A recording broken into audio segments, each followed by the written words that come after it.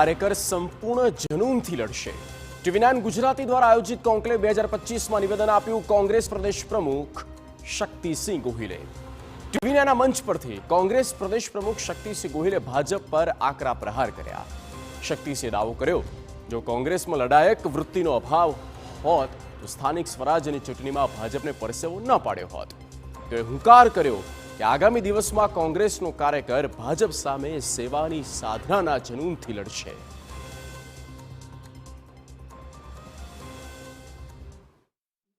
એ જનૂન સાથે જ હું તમને કહું કે આ લોકલ બોડીઝમાં આટલા ઓડ્સની સામે લડ્યા, એ જનૂન વગર લડી શક્યા શું?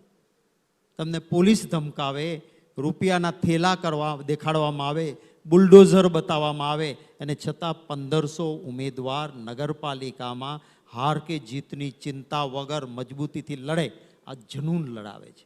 અને આવતા દિવસોમાં એ જનૂન સાથે, અને એ જનૂન મેં કહ્યું એમ સત્તા પડાવી લેવાનું નહીં, સેવાની સાધનાનું જનૂન, અમે એ રોડ મેપ આપીશું। એ જનૂન સાથે જ શક્તિસિંહે દાવો કર્યો કે તેઓએ પોતાનું પદ ટકાવી રાખવા હાઈકમાન્ડ સામે ક્યારેય જી હજૂરી નથી કરી। પદ ટકાવવા માટે કદી મહેનત નથી કરી। હાઈકમાન્ડનો આભાર છે કે મને જ્યાં આદેશ કર્યો છે ત્યાં બિહારનો પ્રભારી બનીને કામ કરું, અને અહીંયા પ્રમુખ તરીકે જ્યાં સુધી છું ત્યાં સુધી મને ચાલુ રાખજો એમ કહેવા નથી જવાનો, પણ હાઈકમાન્ડ મને રાખશે ત્યાં, અને ચોક્કસ રાખશે। મને જતાં પણ કહ્યું છે કે તારે જ લડવાનું છે ને તારે જ રહેવાનું છે, મજબૂતીથી લડીશ ને રહીશ।